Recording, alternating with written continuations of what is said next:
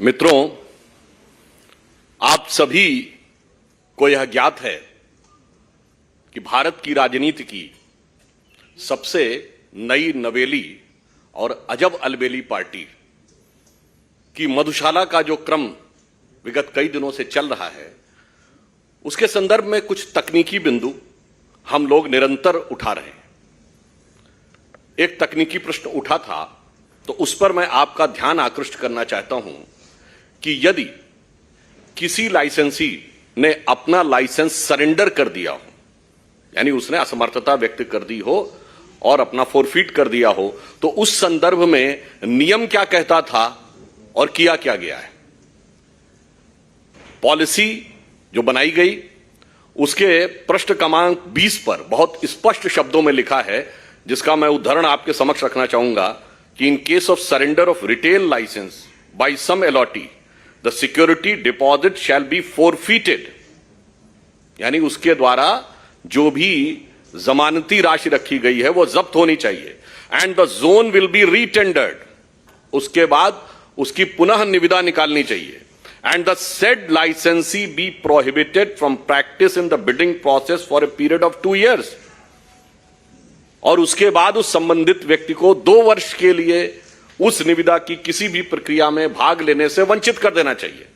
यानी बहुत स्पष्ट है कि यदि कोई व्यक्ति अपना अलॉटमेंट छोड़ता है तो ना उसका पैसा वापस होना चाहिए और उसके अलावा उसको अगले प्रोसेस में भाग लेने से पूरी तरीके से प्रतिबंधित कर देना चाहिए। परंतु इसके बावजूद जिन लोगों ने अपने लाइसेंस फोरफीट किए, उन्हें प्रकारांतर से भी मौका भी मिला और पैसे भी वापस किए गए। अब क्या इसमें किसी भी प्रकार के किंतु परंतु की कोई गुंजाइश रह जाती है? इसलिए हमारा प्रश्न यह है कि हम निरंतर उनसे दिल्ली की आबकारी नीति पर प्रश्न पूछ रहे हैं, परंतु आप देख रहे हैं कि यह नई नवेली पार्टी एक पहेली बनती चली जा रही है। We are consistently asking them to be precise on excise, but they are doing all sort of theatric exercise in order to divert the attention and taking so many words like lotus, bogus, etc. Their main objective is to divert the focus.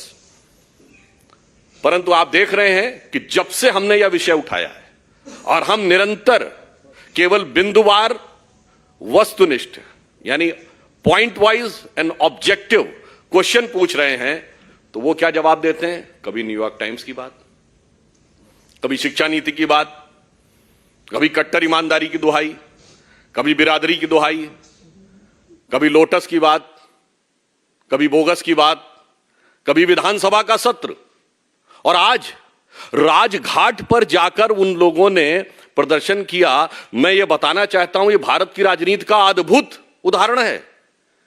राष्ट्रपिता महात्मा गांधी जो शराब के पूर्णतः विरुद्ध माने जाते हैं, इस देश में ऑफिशियली उनके जन्मदिन ड्राई डे माना जाता है, और शराब में एक पौवे के बदले दूसरा पौवा देने की नीति बनाने वाले लोग जाके राजघाट पे महात्मा गांधी की समाधि पे अपनी सत्यता की दुहाई दे रहे हैं।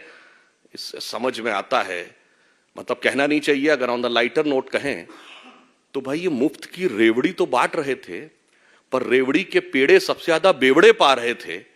ऐसा उदाहरण जिस पार्टी ने प्रस्तुत किया, वो जाके राजघाट के ऊपर बापू की समाधि पर यह कहे, तो हम उनसे कहना चाहते हैं, मान्यवर सर, आपकी सरकार पर आंच नहीं है, आपकी साख पर आंच है।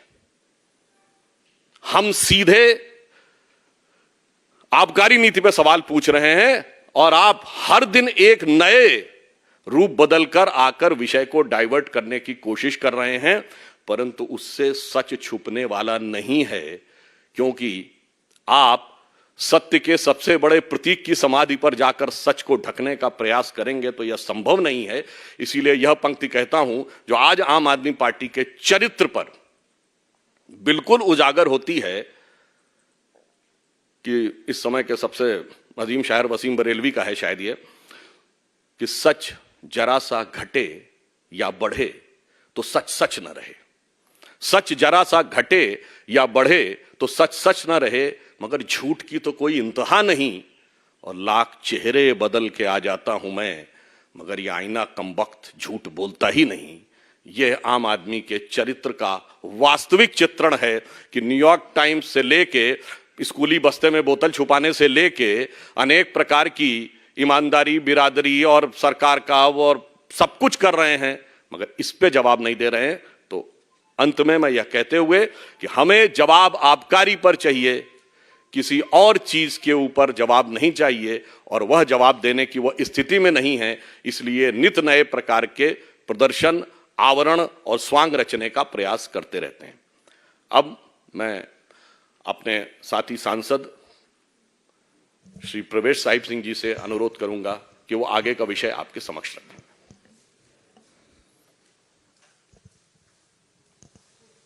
धन्यवाद सुधांशु जी।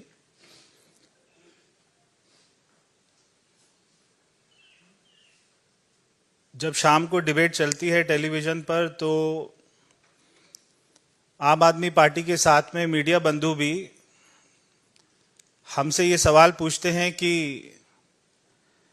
क्या उनके एमएलए को तोड़ा जा रहा है।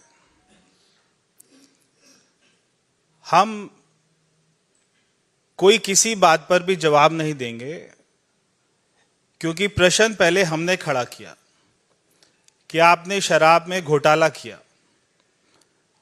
उसके ऊपर में कोई जवाब नहीं देना और इसको पूरे मुद्दे को डाइवर्ट कर देना, ये अब आम आदमी पार्टी ने अपना तरीका बना लिया है। हमारा उनसे सीधा सीधा प्रश्न है कि आपने जो कमेटी ने आपको सारी पॉलिसी रिकमेंड करी थी, आपने उसको क्यों नहीं माना,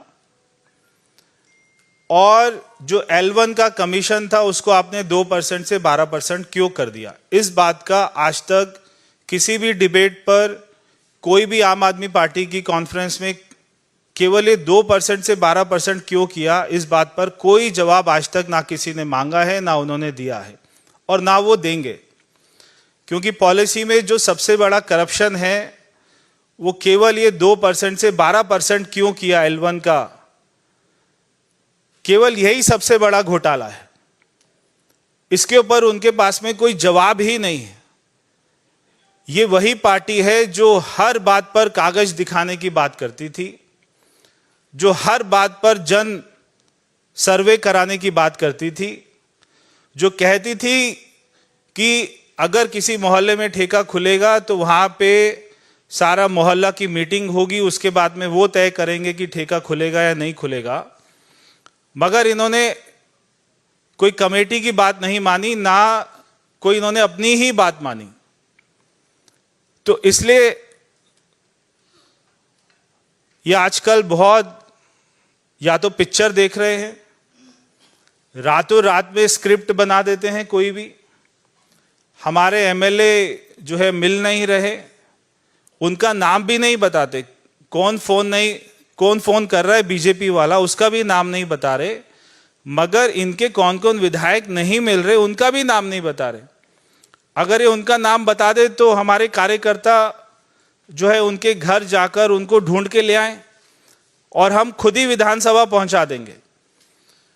क्योंकि जब 2013 में हमारी 32 सीटें आई थी और आम आदमी पार्टी की 28 सीटें आई थी, अगर उस समय हमारे ऊपर ये आरोप लगाते तब तो जनता मान भी लेती। जितनी बेखूबी से, जितने विश्वास के साथ में आज ये बोलते हैं। मगर आज जब हमारे केवल 8 विधायक हैं और इनके 62 विधायक हैं, अगर 50 विधायक भी आ जाएंगे तो भी हमारी सरकार नहीं बनेगी। तो हमारे 5 विधायकों को जो है खरीद रहे हैं, 10 को खरीद रहे हैं, इस बात में कोई दम ही नहीं है। तो हम कोई भी जो भी इनके प्रश्न है उसके बारे में तब तक नहीं बोलेंगे जब तक ये हमारे प्रश्नों का जवाब नहीं देंगे। हमारा एक अपना किसी व्यक्ति ने, एक मैंने पिक्चर देखी थी शोले, तो वो शोले का बहुत फेमस एक डायलॉग है, जब वो जय वीरू की शादी के लिए बात करने जाते हैं मौसी से, तो फिर वो उनसे पूछते हैं कि भाई अपना जो है कोई झूठ वूठ तो नहीं बोलता। तो तो बोलते नहीं, कोई ऐसा झूठ नहीं बोलता, बच्चों की कसम खा लेता है, बस जो है अन्ना जी को धोखा दे देता है, गाड़ी बंगला सिक्योरिटी ले लेता है, कांग्रेस से समर्थन लेकर सरकार बना लेता है, हमारे नेताओं पर झूठे आरोप लगाकर माफी मांग लेता है और ज्यादा झूठ नहीं बोलता, बस इतना ही झूठ बोलता है। तो वो पूछते विकास तो कराता है ना, विकास को अपना डेवलपमेंट तो करा रहे हैं? हाँ करा रहे, अपने घर में, सरकारी घर में 21 करोड़ का स्विमिंग पूल बना रहे, और क्या विकास कराएंगे? यमुना, हाँ कोई अपना यमुना को साफ नहीं कराते हैं, दिल्ली को सबसे पॉल्यूटेड राजधानी बना देते हैं, एक भी नया स्कूल, कॉलेज, हॉस्पिटल, स्टेडियम नहीं बनाते हैं, बाकी नेता हमारा अच्छा है। भाई शराब वराब तो नहीं पीता? ना ना ना ना, बिल्कुल खुद नहीं पीता है, मगर हमारे बच्चों को पिलाता है, 25 साल की उम्र को 21 साल कर देता है, रात को 3 बजे तक रेस्टोरेंट खुले, ठेके खुले, उसके लिए परमिशन दे देता है, शराब माफियाओं के साथ मिलकर घोटाला करता है, जो ठेके की संख्या है उसको डबल कर देता है, बस और कुछ नहीं करता। नेता हमारा अच्छा है। भाई अपना राष्ट्रीय सुरक्षा का तो ख्याल करता है, अरे बहुत बड़ा देशभक्त है, केवल सर्जिकल स्ट्राइक पर सवाल उठा देता है कभी कभी, और पाकिस्तान में इसकी बहुत तारीफ होती है, देश को दुनिया में बदनाम करता है, और दिल्ली में रोहिंग्यास को पानी बिजली मुफ्त मुहैया कराता है। नेता हमारा अच्छा है। भाई लोगों की स्वास्थ्य की चिंता तो करता है ना तुम्हारा केजरीवाल? भाई लोगों की नहीं करता है, अपनी तो खूब करता है। जब से मुख्यमंत्री बना है 35 किलो वजन बढ़ गया है। कोई हॉस्पिटल नहीं बनाया, कोविड में एक भी ऑक्सीजन कोई प्लांट नहीं लगाया। दिल्ली में 23,000 लोग जिस महीने मरे थे, उसी महीने में एक्साइज पॉलिसी लेकर आए। सारे मंत्रियों को इलाज अपोलो हॉस्पिटल में कराता है, सरकारी हॉस्पिटल में नहीं भेजता। दिल्ली में मोदी जी की आयुष्मान योजना को लागू नहीं करता। नेता हमारा अच्छा है। तो ये इनकी हाल हो गया है। आप इनसे केमिस्ट्री का सवाल पूछो, हिस्ट्री का जवाब देंगे। तो रातों रात में इनके एमएलओ को कौन अटैची में भरकर ले गया, कौन उनको बोरी में डालकर ले गया, कौन कहां ले गया, आप हमें बताइए केजरीवाल जी। अगर आपका कोई एमएलए नहीं मिल रहा है, आप हमें बताइए, हम दिल्ली पुलिस में कंप्लेंट करके उसको घर से अपनी गाड़ी में लेकर आपकी विधानसभा में आपके घर तक पहुंचाएंगे, सुरक्षित पहुंचाएंगे। आप उसका नाम, मगर नाम तो बताना पड़ेगा, कौन आपको फोन कर रहा है वो तो बताना पड़ेगा। आज इन्होंने राजघाट को, एक अपना राजघाट जैसी पवित्र स्थान को गंदा कर दिया है।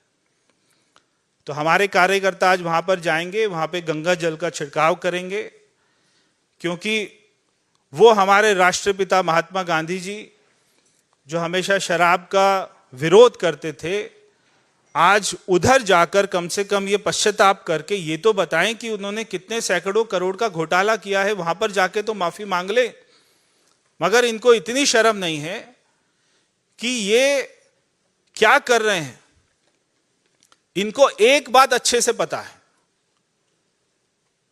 कि केजरीवाल जी को, जो ये बार बार बोलते हैं मनीष सिसोदिया जी 2-3 दिन में जेल में जाने वाले हैं, ये बात इनको अच्छे से पता है। और मनीष सिसोदिया को ये बात अच्छे से पता है कि उसने फाइल पर साइन किए थे। चाहे ये जो मर्जी, जितना मर्जी अच्छा ड्रामा कर लें, चाहे एक दूसरे को ऑस्कर के लिए नॉमिनेट कर दें, मगर इनका जेल जाना निश्चित है। इनको जेल जाने से कोई नहीं बचा पाएगा, क्योंकि जांच एजेंसियों के पास में सारे सबूत हैं, सारे गवाह हैं, सारी डील, सारी ट्रांजैक्शन कहां कहां कैसे कैसे हुई है, उनके पास में सारी रिपोर्ट है। इसलिए इनका बच पाना मुश्किल है। बहुत बहुत धन्यवाद। अगर सुधांशु जी को कुछ ऐड करना हो तो वो करेंगे।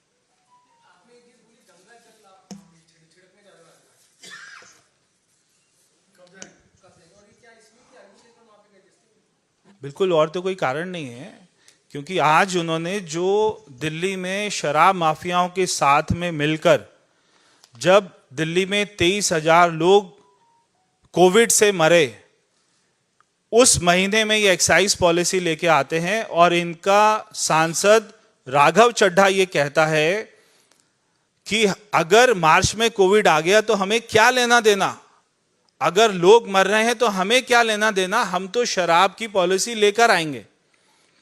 अगर ऐसे लोग हमारे राष्ट्रपिता महात्मा गांधी जी के समाधि पर जाएंगे तो निश्चित ही वो जगह अपवित्र हो गई है। इसलिए हम कार्यकर्ता मिलकर वहां पर जाएंगे, गंगा जल का छिड़काव करेंगे। धन्यवाद। बस अभी जा रहे हैं, थोड़ी देर में। परवेज जी, कल सिटी सिविल कोर्ट हैदराबाद ने आपके ऊपर और मनिंदर सिंह के ऊपर जी नोटिस जारी किया था। थोड़े दिन आप जरा इंतजार कर लीजिए, जब हमने जिसका नाम लिया था उसके ऊपर में जब होगा नोटिस जारी जांच एजेंसी द्वारा, उनको बुलाया जाएगा, तब सारा दूध का दूध और शराब का शराब हो जाएगा।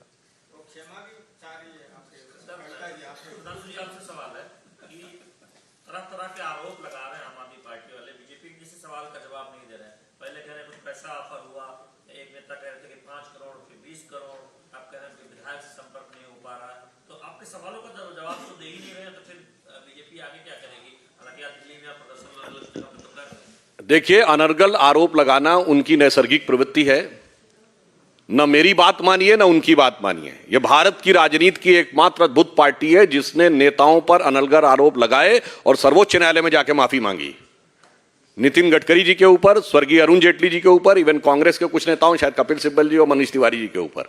भारत के राजनीतिक इतिहास में राजनीतिक आरोप के लिए सर्वोच्च न्यायालय में जाकर क्षमा याचना करने वाली पार्टी के आरोपों को कितनी गंभीरता से लिया जाना चाहिए, मुझे लगता है इसके लिए किसी भी प्रकार के प्रमाण की आवश्यकता नहीं है, because it is duly certified in the Supreme Court of India.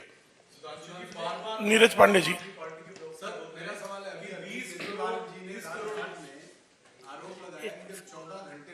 Kejriwal ji ने भी आरोप लगाया मीडिया से बात करते हुए कि जब 14 घंटे तक सीबीआई पूछताछ कर रही थी तो उस दौरान सीबीआई के जरिए संदेश दिया गया मनीष सिसोदिया को कि आप अरविंद केजरीवाल का साथ छोड़ दीजिए, आप हमारे साथ आ जाइए, सरकार बना ली, आपको मुख्यमंत्री बना दी। जो संदेश उन्होंने अपने दारू के ठेकेदारों का दिया था, जो लिखित में रिफ्लेक्ट हो रहा है, उस संदेश का तो जवाब नहीं दे रहे हैं और अपने अद्भुत अपरिमित अंतर्ज्ञान से पता नहीं कहां से उनको यह इल्हाम हो जाता है कि वो ये बताना शुरू कर देते हैं। और जैसा कि अभी प्रवेश जी ने कहा, जब जवाब पूछा जाता है तो कुछ और बोलने लगते हैं।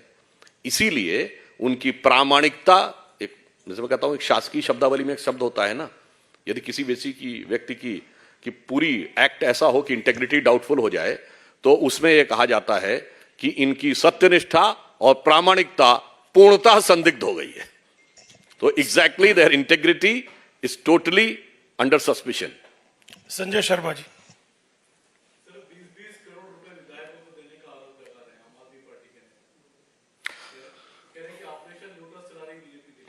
वो कह रहे हैं, आम आदमी पार्टी के स्वयं विधायक, बादलपुर से विधायक एनडी शर्मा ने 2020 में खुद ये बोला था कि 20-20, 25-25 करोड़ रुपए लेके केजरीवाल जी टिकट बांट रहे हैं। हमारा आरोप नहीं है, उनके एमएलए का आरोप है। भाई, अपनी पार्टी का तो जवाब दे दीजिए। मगर वो जवाब क्या देंगे? एमएलए ही नहीं, उनके तो संस्थापक सदस्यों का विश्वास भी अब उनके साथ नहीं है।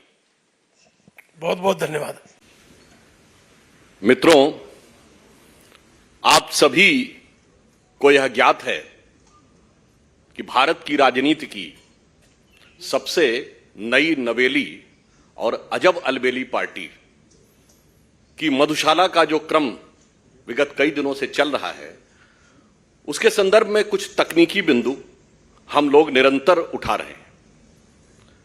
एक तकनीकी प्रश्न उठा था, तो उस पर मैं आपका ध्यान आकृष्ट करना चाहता हूं कि यदि किसी लाइसेंसी ने अपना लाइसेंस सरेंडर कर दिया हो, यानी उसने असमर्थता व्यक्त कर दी हो और अपना फोरफीट कर दिया हो, तो उस संदर्भ में नियम क्या कहता था और किया क्या गया है।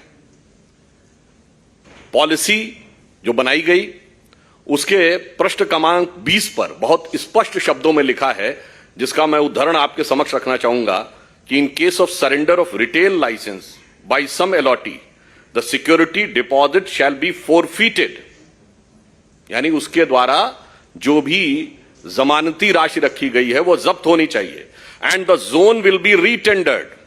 उसके बाद उसकी पुनः निविदा निकालनी चाहिए and the said licensee be prohibited from practice in the bidding process for a period of 2 years। और उसके बाद उस संबंधित व्यक्ति को 2 वर्ष के लिए उस निविदा की किसी भी प्रक्रिया में भाग लेने से वंचित कर देना चाहिए।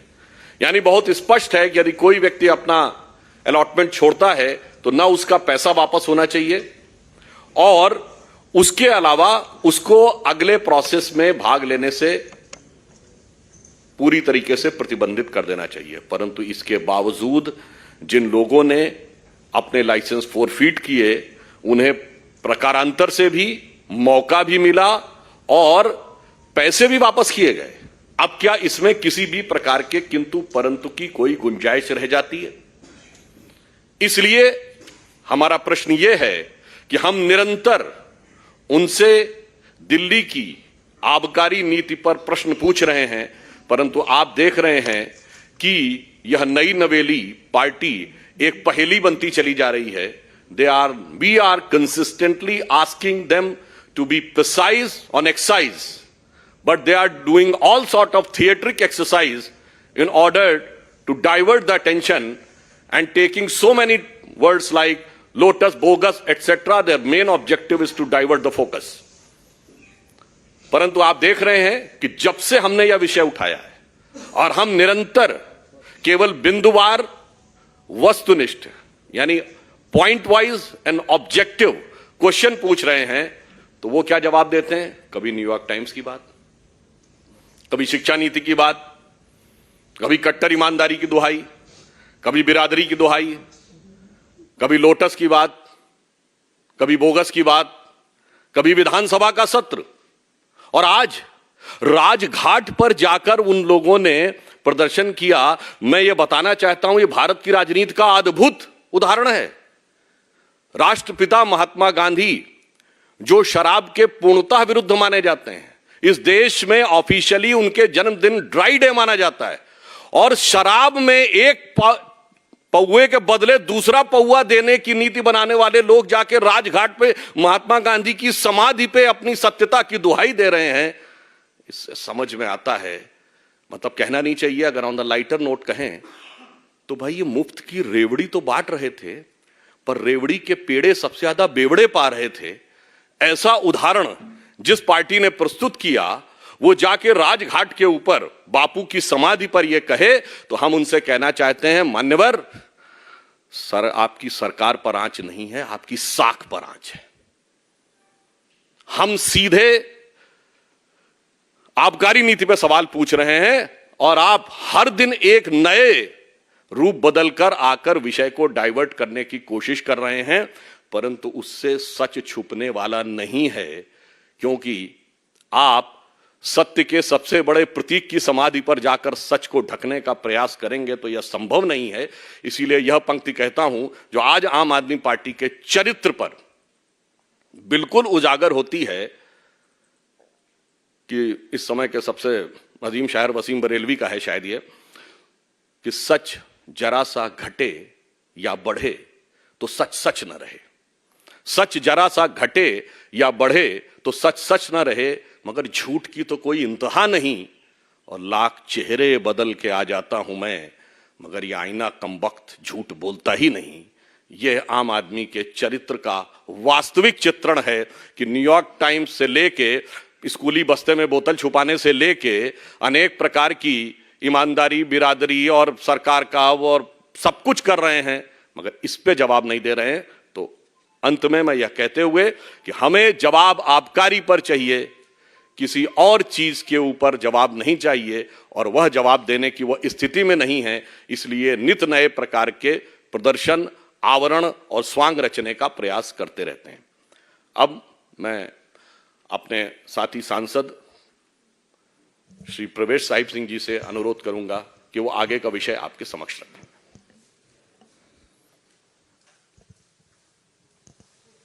धन्यवाद सुधांशु जी।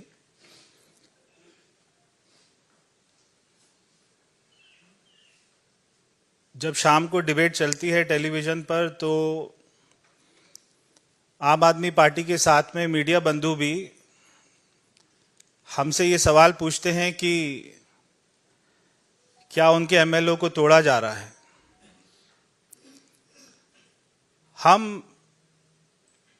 कोई किसी बात पर भी जवाब नहीं देंगे, क्योंकि प्रश्न पहले हमने खड़ा किया कि आपने शराब में घोटाला किया, उसके ऊपर में कोई जवाब नहीं देना और इसको पूरे मुद्दे को डाइवर्ट कर देना, ये अब आम आदमी पार्टी ने अपना तरीका बना लिया है। हमारा उनसे सीधा सीधा प्रश्न है कि आपने जो कमेटी ने आपको सारी पॉलिसी रिकमेंड करी थी, आपने उसको क्यों नहीं माना, और जो L1 का कमीशन था उसको आपने 2% से 12% क्यों कर दिया। इस बात का आज तक किसी भी डिबेट पर, कोई भी आम आदमी पार्टी की कॉन्फ्रेंस में केवल ये 2% से 12% क्यों किया, इस बात पर कोई जवाब आज तक ना किसी ने मांगा है, ना उन्होंने दिया है और ना वो देंगे। क्योंकि पॉलिसी में जो सबसे बड़ा करप्शन है वो केवल ये 2% से 12% क्यों किया L1 का, केवल यही सबसे बड़ा घोटाला है। इसके ऊपर उनके पास में कोई जवाब ही नहीं है। ये वही पार्टी है जो हर बात पर कागज दिखाने की बात करती थी, जो हर बात पर जन सर्वे कराने की बात करती थी, जो कहती थी कि अगर किसी मोहल्ले में ठेका खुलेगा तो वहां पे सारा मोहल्ला की मीटिंग होगी, उसके बाद में वो तय करेंगे कि ठेका खुलेगा या नहीं खुलेगा। मगर इन्होंने कोई कमेटी की बात नहीं मानी, ना कोई इन्होंने अपनी ही बात मानी। तो इसलिए ये आजकल बहुत या तो पिक्चर देख रहे हैं, रातों रात में स्क्रिप्ट बना देते हैं। कोई भी हमारे एमएलए जो है मिल नहीं रहे, उनका नाम भी नहीं बताते, कौन फोन कर रहा है बीजेपी वाला उसका भी नाम नहीं बता रहे, मगर इनके कौन कौन विधायक नहीं मिल रहे उनका भी नाम नहीं बता रहे। अगर ये उनका नाम बता दे तो हमारे कार्यकर्ता जो है उनके घर जाकर उनको ढूंढ के ले आए और हम खुद ही विधानसभा पहुंचा देंगे। क्योंकि जब 2013 में हमारी 32 सीटें आई थी और आम आदमी पार्टी की 28 सीटें आई थी, अगर उस समय हमारे ऊपर ये आरोप लगाते तब तो जनता मान भी लेती। जितनी बेखूबी से, जितने विश्वास के साथ में आज ये बोलते हैं, मगर आज जब हमारे केवल 8 विधायक हैं और इनके 62 विधायक हैं, अगर 50 विधायक भी आ जाएंगे तो भी हमारी सरकार नहीं बनेगी। तो हमारे 5 विधायकों को जो है खरीद रहे हैं, 10 को खरीद रहे हैं, इस बात में कोई दम ही नहीं है। तो हम कोई भी जो भी इनके प्रश्न है उसके बारे में तब तक नहीं बोलेंगे जब तक ये हमारे प्रश्नों का जवाब नहीं देंगे। हमारा एक अपना किसी व्यक्ति ने, एक मैंने पिक्चर देखी थी शोले, तो वो शोले का बहुत फेमस एक डायलॉग है, जब वो जय वीरू की शादी के लिए बात करने जाते हैं मौसी से, तो फिर वो उनसे पूछते हैं कि भाई अपना जो है कोई झूठ वूठ तो नहीं बोलता। तो बोलते नहीं, कोई ऐसा झूठ नहीं बोलता, बच्चों की कसम खा लेता है, बस जो है अन्ना जी को धोखा दे देता है, गाड़ी बंगला सिक्योरिटी ले लेता है, कांग्रेस से समर्थन लेकर सरकार बना लेता है, हमारे नेताओं पर झूठे आरोप लगाकर माफी मांग लेता है और ज्यादा झूठ नहीं बोलता, बस इतना ही झूठ बोलता है। तो वो पूछते हैं विकास तो कराता है ना, विकास को डेवलपमेंट तो करा रहे हैं। हाँ करा रहे, अपने घर में, सरकारी घर में 21 करोड़ का स्विमिंग पूल बना रहे, और क्या विकास कराएंगे। यमुना, हाँ कोई यमुना को साफ नहीं कराते हैं, दिल्ली को सबसे पॉल्यूटेड राजधानी बना देते हैं, एक भी नया स्कूल, कॉलेज, हॉस्पिटल, स्टेडियम नहीं बनाते हैं। बाकी नेता हमारा अच्छा है। भाई शराब वराब तो नहीं पीता, ना ना ना ना, बिल्कुल खुद नहीं पीता है, मगर हमारे बच्चों को पिलाता है। 25 साल की उम्र को 21 साल कर देता है। रात को 3 बजे तक रेस्टोरेंट खुले, ठेके खुले, उसके लिए परमिशन दे देता है। शराब माफियाओं के साथ मिलकर घोटाला करता है, जो ठेके की संख्या है उसको डबल कर देता है, बस और कुछ नहीं करता। नेता हमारा अच्छा है भाई, अपना राष्ट्रीय सुरक्षा का तो ख्याल करता है। अरे बहुत बड़ा देशभक्त है, केवल सर्जिकल स्ट्राइक पर सवाल उठा देता है कभी कभी, और पाकिस्तान में इसकी बहुत तारीफ होती है, देश को दुनिया में बदनाम करता है, और दिल्ली में रोहिंग्यास को पानी बिजली मुफ्त मुहैया कराता है। नेता हमारा अच्छा है भाई, लोगों की स्वास्थ्य की चिंता तो करता है ना तुम्हारा केजरीवाल भाई, लोगों की नहीं करता है, अपनी तो खूब करता है। जब से मुख्यमंत्री बना है 35 किलो वजन बढ़ गया है। कोई हॉस्पिटल नहीं बनाया, कोविड में एक भी ऑक्सीजन कोई प्लांट नहीं लगाया। दिल्ली में 23,000 लोग जिस महीने मरे थे उसी महीने में एक्साइज पॉलिसी लेकर आए। सारे मंत्रियों का इलाज अपोलो हॉस्पिटल में कराता है, सरकारी हॉस्पिटल में नहीं भेजता। दिल्ली में मोदी जी की आयुष्मान योजना को लागू नहीं करता। नेता हमारा अच्छा है। तो ये इनकी हाल हो गया है। आप इनसे केमिस्ट्री का सवाल पूछो, हिस्ट्री का जवाब देंगे। तो रातों रात में इनके एमएलओ को कौन अटैची में भरकर ले गया, कौन उनको बोरी में डालकर ले गया, कौन कहां ले गया, आप हमें बताइए केजरीवाल जी। अगर आपका कोई एमएलए नहीं मिल रहा है, आप हमें बताइए, हम दिल्ली पुलिस में कंप्लेंट करके उसको घर से अपनी गाड़ी में लेकर आपकी विधानसभा में आपके घर तक पहुंचाएंगे, सुरक्षित पहुंचाएंगे। आप उसका नाम, मगर नाम तो बताना पड़ेगा, कौन आपको फोन कर रहा है वो तो बताना पड़ेगा। आज इन्होंने राजघाट को, एक अपना राजघाट जैसी पवित्र स्थान को गंदा कर दिया है।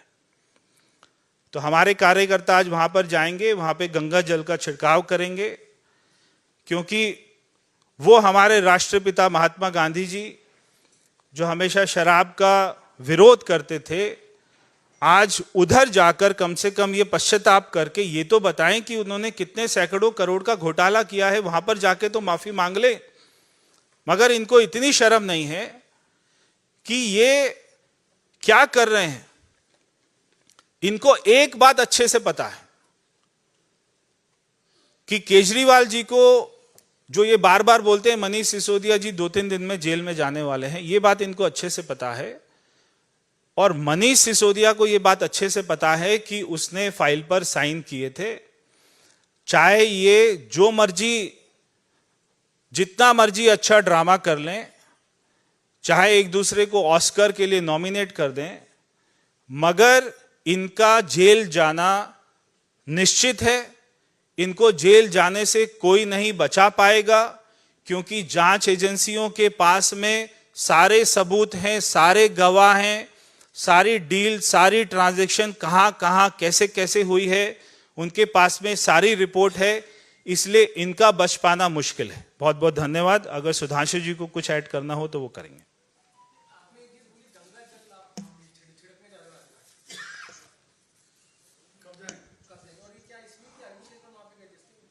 बिल्कुल, और तो कोई कारण नहीं है, क्योंकि आज उन्होंने जो दिल्ली में शराब माफियाओं के साथ में मिलकर, जब दिल्ली में 23,000 लोग कोविड से मरे, उस महीने में ये एक्साइज पॉलिसी लेके आते हैं। और इनका सांसद राघव चड्ढा ये कहता है कि अगर मार्च में कोविड आ गया तो हमें क्या लेना देना, अगर लोग मर रहे हैं तो हमें क्या लेना देना, हम तो शराब की पॉलिसी लेकर आएंगे।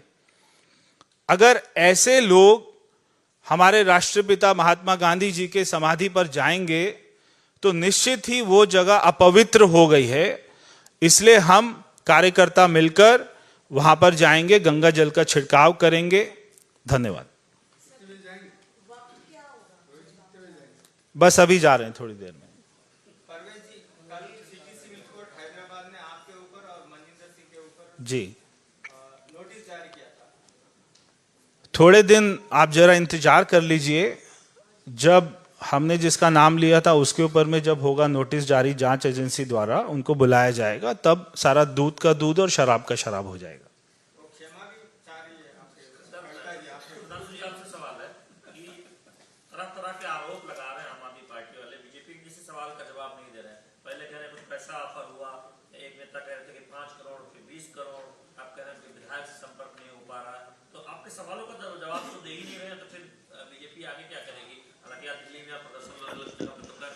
देखिए, अनर्गल आरोप लगाना उनकी नैसर्गिक प्रवृत्ति है।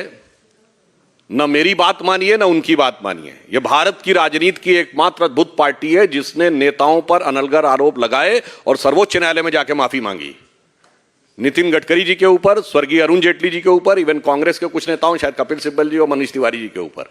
भारत के राजनीतिक इतिहास में राजनीतिक आरोप के लिए सर्वोच्च न्यायालय में जाकर क्षमा याचना करने वाली पार्टी के आरोपों को कितनी गंभीरता से लिया जाना चाहिए, मुझे लगता है इसके लिए किसी भी प्रकार के प्रमाण की आवश्यकता नहीं है, because it is duly certified in the Supreme Court of India. Neeraj Pandey ji. Sir मेरा सवाल है, अभी केजरीवाल जी ने राजस्थान में आरोप लगाया कि जब 14 घंटे अरविंद केजरीवाल जी ने भी आरोप लगाया मीडिया से बात करते हुए कि जब 14 घंटे तक सीबीआई पूछताछ कर रही थी तो उस दौरान सीबीआई के जरिए संदेश दिया गया मनीष सिसोदिया को कि आप अरविंद केजरीवाल का साथ छोड़ दीजिए, आप हमारे साथ आ जाइए, सरकार बना लीजिए, आपको मुख्यमंत्री बना लीजिए। जो संदेश उन्होंने अपने दारू के ठेकेदारों का दिया था, जो लिखित में रिफ्लेक्ट हो रहा है, उस संदेश का तो जवाब नहीं दे रहे हैं और अपने अद्भुत अपरिमित अंतर्ज्ञान से पता नहीं कहां से उनको ये इल्हाम हो जाता है कि वो ये बताना शुरू कर देते हैं। और जैसा कि अभी प्रवेश जी ने कहा, जब जवाब पूछा जाता है तो कुछ और बोलने लगते हैं। इसीलिए उनकी प्रामाणिकता, एक जैसे मैं कहता हूं, एक शासकीय शब्दावली में एक शब्द होता है ना, यदि किसी व्यक्ति की पूरी एक्ट ऐसा हो कि इंटेग्रिटी डाउटफुल हो जाए तो उसमें यह कहा जाता है कि इनकी सत्यनिष्ठा और प्रामाणिकता पूर्णतः संदिग्ध हो गई है। तो exactly their integrity is totally under suspicion. Sanjay Sharma ji.